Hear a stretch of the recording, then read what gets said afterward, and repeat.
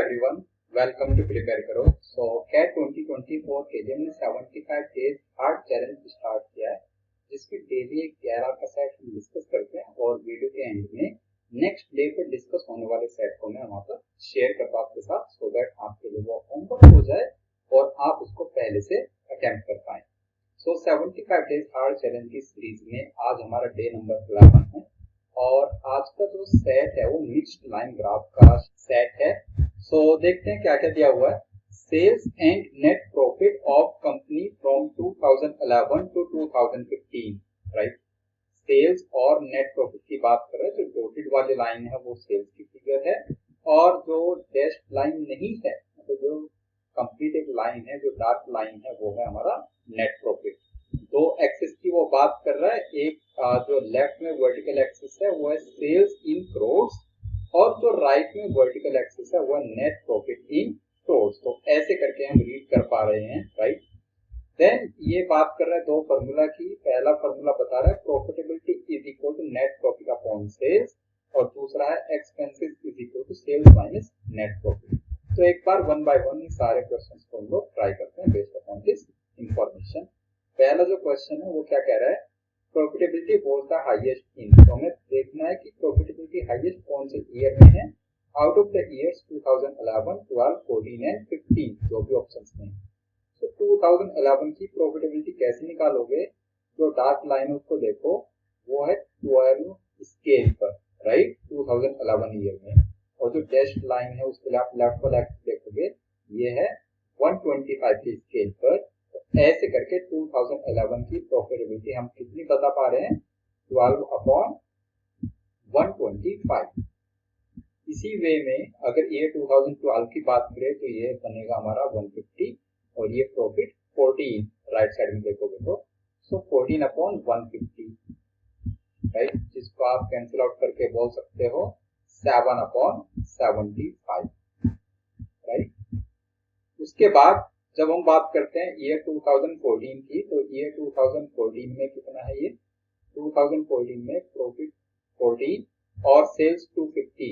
सो 14 upon 250 और इसको भी डिवाइड करके आप बोल सकते हो 7 अपॉन 125। और लास्ट बात करें ईयर 2015 की, तो आप कह सकते हो ये आ जाएगा हमारा प्रॉफिट विच इज 15 और टोटल सेल्स यहाँ से देखोगे तो लेफ्ट वाले एक्सिस पर दिस नंबर इज 325। अगर 5 से आप इसको डिवाइड कर लेते हो तो ये बनता है 3 अपॉन 65, राइट। सो एक जगह पर लिखा हुआ है 12 अपॉन 125, एक जगह पर 7 अपॉन 75, 7 अपॉन 125 और 3 अपॉन 65। और आपको बताना इनमें लार्जेस्ट नंबर कौन सा है, बिगेस्ट फ्रैक्शन, ग्रेटेस्ट फ्रैक्शन आपको यहाँ पर डिसाइड करना है। तो सबसे पहले 7 अपॉन 75 और 7 अपॉन 125 में आप 7 अपॉन 125 को हटा दो, क्योंकि न्यूमरेटर दोनों का बराबर है 7 7, लेकिन डिनोमिनेटर 125 का बहुत बड़ा है इन कंपैरिजन टू 75, तो हट जाएगा वो। उसके बाद अगर आप देखो 12 अपॉन 125 और 3 अपॉन 65, अगर आप इसको 4 से मल्टीप्लाई करके इसको 12 बनाना चाहो तो ये बनेगा 12 upon 230, right, rather 12 upon 260, 65 into 4। इसका मतलब है एक जगह आप कह रहे हैं 12 अपॉन 125 है और एक जगह 12 अपॉन 260, तो हटा सकता है 12 अपॉन 260 को स्ट्रेट अवे, तो आप इसको यहाँ से हटा दो, राइट।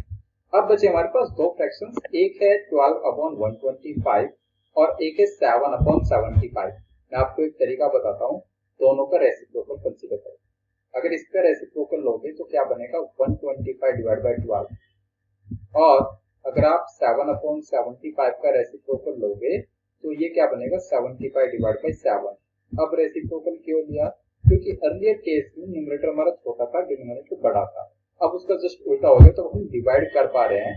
जैसे 125 डिवाइड बाई 12 अगर आप करते हो तो ये कितना बन जाता है 10 टाइम्स, और ये मिक्स्ड फ्रैक्शन में आ जाता है 5 एंड 12। और ऐसे ही 75 बाई 7 को करते हैं जब, तो ये आता है 10 एंड 5 बाई 7, मतलब एक जगह पर 10 एंड 5 बाई 12 है और एक जगह पर 10 एंड 5 बाई 7। 5 बाई 12 ऑब्वियसली छोटा है, हमने देखा कि रेसिप्रोकल के हिसाब से ये वाला छोटा है, तो कैन बी से ओरिजिनली यही फ्रैक्शन बड़ा होगा, तो आपका जो आंसर है वो आ जाएगा 12/125 वाला फ्रैक्शन, जो कि कौन से ईयर में है, ईयर 2011। ओके, इस वे में आप इसका आंसर कर सकते हैं। राइट, नाउ चलते हैं क्वेश्चन नंबर 2 पर। क्वेश्चन 2 क्या कह रहा है, the highest percentage increase in sales was in, कौन से ईयर में सेल्स में हाईएस्ट परसेंटेज इंक्रीज थी, out of the years 2012, 13, 14 and 15। अगर हम 2012 की बात करें तो 11 में सेल्स थी 125 और 12 में हो गए 150। ओके, देन 12 से 13 में देखोगे, ये वाला ग्राफ देखिए यहाँ से, राइट, यहाँ पर 150 है जस्ट, और सीधा नंबर कहां पर पहुंचा, उसके लगभग डबल पहुंच गया 275, तो लगभग 2x है। मतलब यहाँ से 2012 आपने पहले एलिमिनेट कर दिया, 2013 अभी रेस में है अच्छा खासा, फिर आगे ड्रॉप है तो 2014 को भी आपने एलिमिनेट कर दिया, फिर 2015 में देखोगे तो यहाँ पर उतना इंक्रीमेंट तो नहीं है, जस्ट 75 का इंक्रीज हुआ है ओवर 250, तो 250 का डबल 500 के आसपास तो नहीं पहुंचा, तो ये ऑप्शन भी आपने एलिमिनेट कर दिया और स्ट्रेट अवे ये वाला ऑप्शन आपका बच गया। मींस ये 2013 में जो चेंज है आप देख पा रहे हो, लगभग 2x का चेंज है। ओके, सो आंसर आ जाएगा हमारा straight away option B, without any calculation. चलते हैं क्वेश्चन नंबर 3 पर। क्वेश्चन 3 ये कह रहा है, the average annual percentage increase in net profit from 2011 to 2015। इस पर हम ऑलरेडी डिस्कशन कर चुके हैं कि एवरेज एनुअल ग्रोथ रेट या फिर सिंपल एनुअल ग्रोथ रेट या फिर जो यहाँ पर मेंशन्ड है एवरेज एनुअल परसेंटेज इंक्रीज, ये सारी एक ही बातें हैं और इनका जो फॉर्मूला होता है वो होता है, पहले हम परसेंटेज चेंज कैलकुलेट कर लेते हैं फाइनल वैल्यू का इनिशियल वैल्यू से कितना चेंज हुआ, final minus initial upon initial value, right, और परसेंटेज में निकालने के लिए इसको मल्टीप्लाई कर देते हैं इनटू 100 से और डिवाइड करते हैं इसको। अगर आपको AAGR या SAGR निकालना है, सिंपल एनुअल ग्रोथ रेट, तो इसकी वो डिवाइड करते हो नंबर ऑफ चेंजेस के साथ। जब नंबर ऑफ चेंजेस के साथ इसको आप डिवाइड करेंगे तो आपको यहाँ से वैल्यू मिल जाती है एवरेज एनुअल ग्रोथ रेट। तो आपको यहाँ पर देखना है इनिशियली कितना है प्रॉफिट 12 और फाइनली प्रॉफिट कितना है, ये वाला नंबर 15। तो आप कह सकते हो 15 minus 12 divide by 12 and multiply by 100, 15 minus 12 divided by 12 multiply by 100 और इसको डिवाइड करोगे नंबर ऑफ चेंजेस से। आप चेंजेस कैसे कैलकुलेट करोगे, 2011 से 12 गए पहला चेंज हुआ, 12 से 13 गए दूसरा चेंज हुआ, 13 से 14 गए तीसरा चेंज और 14 से 15 गए चौथा चेंज। अच्छा, अगर ऐसा होता कि 2013 की वैल्यू और 2014 की वैल्यू बराबर है, उसको भी आप चेंज में ही काउंट करते। बेसिकली नंबर ऑफ चेंजेस का मतलब सिर्फ ये है कि नंबर ऑफ ईयर्स माइनस 1, ऐसे पर्टिकुलर सिनेरियो। ओके, तो डिवाइड आप किससे कर रहे हो, 4 से, और यहाँ से आपका आंसर आ जाएगा 25% divide by 4 is 6.25%, right. Option D आप मार्क कर देंगे। नाउ क्वेश्चन 4 क्या है, the expenses as a percentage of sales was the highest in the year। आपको ये देखना है कि expenses upon sales into 100 कौन से ईयर के लिए हाईएस्ट है।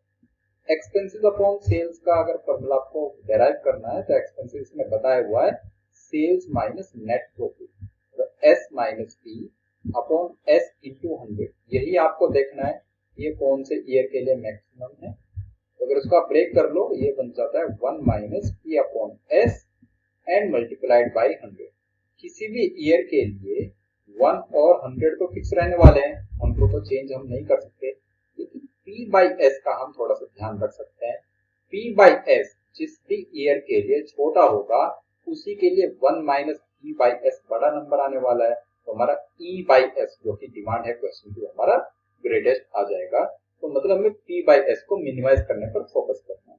तो आप ध्यान दें जो क्वेश्चन 1 था यही तो था, लेकिन क्वेश्चन 1 में P बाई S को हमें मैक्सिमाइज करना था, अभी हमें जस्ट उसको मिनिमाइज करना है। तो अगर हम क्वेश्चन 1 के हिसाब से ही चले, 2012 ईयर में P बाई S कितना था 14/150, राइट। अगर हम बात करें ईयर 2013 की, तो 2013 में प्रॉफिट इज 16 और सेल्स कितनी है 275. So 14 by 150, 16 by 275 और 2015 की कितनी है सेल्स, राइट?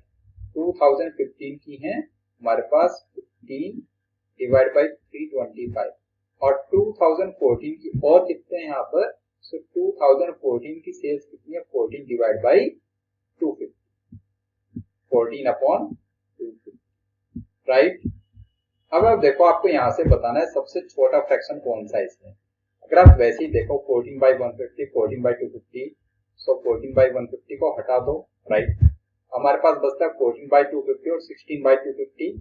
तो 250 तो दोनों का बराबर है डिनोमिनेटर, लेकिन न्यूमरेटर 16 बाई 250 में 16 वाला न्यूमरेटर बड़ा है, उसको हटा दो, चांसेस है तो 14 बाई 250 छोटा बनेगा, राइट? नाउ 14 बाई 250 और 15 बाई 325 में अगर आपको देखना है तो 14 बाई 250 लगभग कितना है, आप देख लो। अगर ये नंबर हमारा 280 होता तो 1 बाई 20 लिखते, अभी ये 280 से 30 लेस है, तो 14 का ट्वाइस के आसपास लेस आप कह दो इसको, मतलब हमारा लगभग 1 बाई 18 के आसपास। और ऐसे 15 बाई 325 अगर आप देखोगे तो लगभग हमारा 1 बाई 22 के आसपास। 1 बाई 22 फ्रैक्शन में और 1 बाई 18 फ्रैक्शन में छोटा कौन सा होगा, 1 बाई 22। तो आप स्ट्रेट अवे बोल सकते हो कि year 2015 will be our answer for question number 4। Okay, चलते हैं लास्ट क्वेश्चन पर इस सेट के। ये क्वेश्चन क्या है, the expenses for the year 2016 increases by 20% over the expenses in 2015। 2015 से 16 जानेंगे, एक्सपेंसेस में 20% के इंक्रीमेंट है। And if net sales net profit decreases by 20%, और इसी सिनेरियो में जो नेट प्रॉफिट है वो 20% से डिक्रीज हो जाए तो आपको percentage change in sales calculate करना है। कैसे कैलकुलेट करेंगे, सो आप ये कह सकते हो 2015 और 2016। सो 2015 में सेल्स कितनी है, 325, प्रॉफिट कितना है, 15। तो आप कह सकते हो एक्सपेंसेस कितना आ जाएगा, यहाँ से 325 में से 15 माइनस कर दो तो एक्सपेंसेस आ जाएगा 310।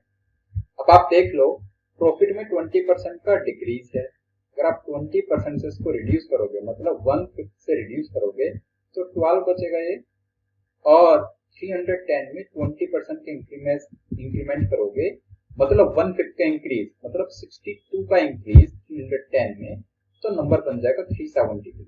अब अगर सेल्स की बात करें तो सेल्स किसके बराबर होगा, प्रॉफिट प्लस एक्सपेंसेस, 12 प्लस 372 करोगे तो 384 नंबर आ जाएगा। बस आपको बताना है कि 384 325 से कितना परसेंटेज ज्यादा है। तो कैसे बताओगे, बेसिकली 59 कितना ज्यादा है, 59 ज्यादा है ये ओवर 325 इनिशियल वैल्यू इनटू 100। यहीं से हमारा आंसर डिसाइड हो जाएगा, राइट? एक बार ऑप्शंस अगर आप देखते हो तो 18.1%, 20.4, 19.6 एंड 22.6, मतलब सारे जो ऑप्शंस हैं वो 20% के क्लोज है। तो एक काम करो, 325 का 20% कैलकुलेट कर लो। तो 325 का जो 20% है वो कितना होगा, राइट? मतलब इसका 1/5 और 1/5 इसका आ जाएगा 65। ओके, 1/5 65 है, आपको 59 तक लेके जाना है, मतलब 65 में से कम करने वाले हो, तो 20.4% और 22.6% ये तो पॉसिबल ही नहीं है, राइट? ओके, अब एक काम करो 1% कैलकुलेट करके देखो। अगर आप 325 का 1% कैलकुलेट करते हो तो आ गया 3.25। 65 में से 3.25 माइनस करेंगे तो हम पहुंचेंगे 62 के आसपास, राइट? 61.75 to be precise. अभी भी हमें 59 तक जाना है, तो कैन वी से 20% और उससे 1 लेस जब करोगे 19%, तो 19 और 20 के बीच में हमारा आंसर नहीं आ सकता, हमारा आंसर 19% से भी कम आएगा। तो बेस्ट चॉइस कौन सी है, option A, right? Option A 18.1% आप यहाँ पर मार्क करेंगे। आई होप सारी कैलकुलेशंस आपको अच्छे से क्लियर हो गई हैं, राइट? नेक्स्ट डे हम लोग सेट डिस्कस करेंगे वेन डायग्राम्स का, आप इसको अच्छे से अटेम्प्ट करिएगा। सो डे नंबर 12 पर मिलते हैं इस सेट को डिस्कस करने के लिए। Thanks for watching, bye bye.